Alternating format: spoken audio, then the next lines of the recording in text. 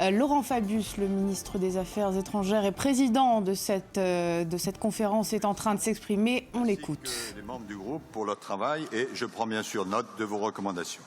Maintenant, je vais donner la parole à notre secrétaire exécutif adjoint pour les clarifications sur le document FCC/CP/2015 L.9. Richard, vous avez la parole.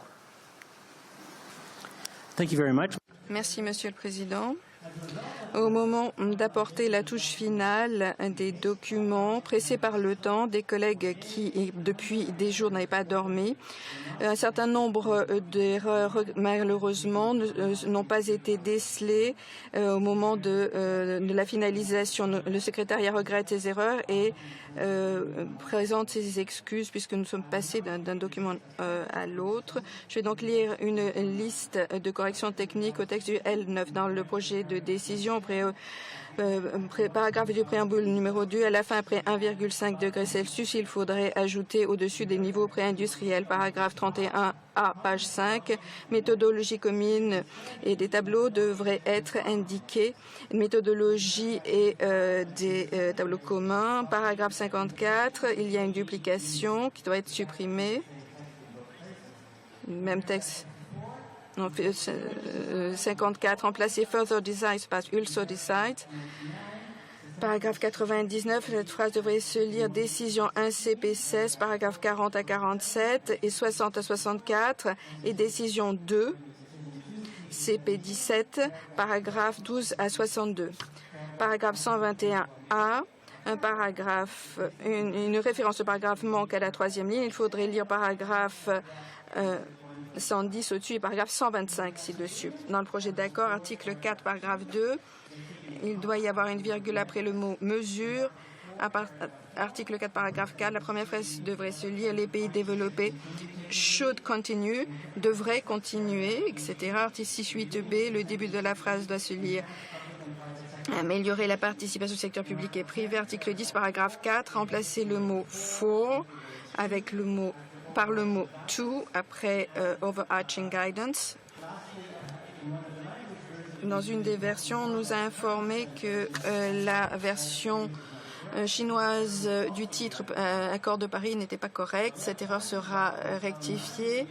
Rêve 1 du L9 sera immédiatement publié pour corriger ces erreurs après la réunion. Je voudrais apporter une éclaircissement. Il y a une référence à une publication d'un tableau dans une décision portant sur les émissions par les partis. Cela sera rendu disponible conformément à la décision au cours de la journée. Merci.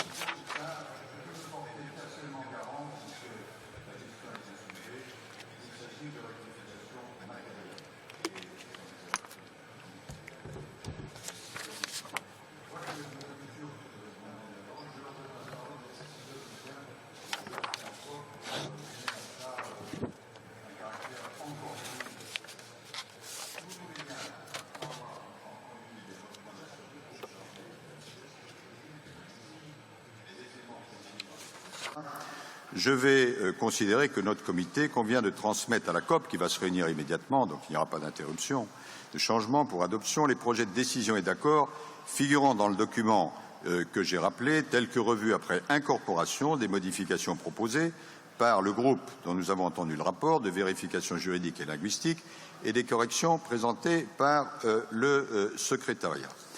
Je vais proposer qu'il en soit ainsi décidé et nous allons passer, si vous le voulez bien, après la clôture de ce comité, à une séance plénière de la COP, où je donnerai la parole à tous ceux qui le demandent, bien sûr, pour examiner le point 4B de l'ordre du jour, qui s'appelle l'adoption d'un protocole, d'un autre instrument juridique ou d'un texte convenu d'un commun accord, ayant valeur juridique élaboré au titre de la Convention et applicable à toutes les parties. Les travaux de notre comité vont donc être achevés, la séance sera levée, mais j'ouvre immédiatement la séance plénière. Je déclare maintenant ouverte la 11e séance de la conférence des parties à sa 21e session. Le comité a remis à la COP pour adoption le projet dont nous venons de parler. Ce document contient un projet de décision et une annexe dans laquelle figure un projet d'accord de Paris. Il nous faut citer 2 points d'ordre technique que j'ai déjà évoqués plus tôt lors de notre dernière séance du comité de Paris. Tout d'abord, le comité de Paris a convenu de recommander à la COP d'apporter des modifications au projet d'accord de Paris découlant des travaux du groupe d'experts chargé de la vérification juridique et linguistique. Deuxièmement, certaines erreurs ont été relevées et corrigées, comme le secrétariat nous l'a indiqué. Et je demanderai donc au secrétaire exécutif adjoint de nous rappeler ces corrections. Vous les avez faites, Richard. Est-ce que vous voulez les rappeler? Est-ce que c'est nécessaire? Mr. President, I would just note... Monsieur le Président, je noterai simplement que ces corrections sont intégrées dans le document L9 Rêve 1. Merci. Merci beaucoup, Richard. Je vais donc inviter la COP à aller de l'avant, puis je donnerai la parole à tous ceux qui le souhaitent. Je tiens à le préciser. J'invite maintenant la COP à adopter le projet de décision intitulé Accord de Paris, qui figure dans le document. Je regarde la salle.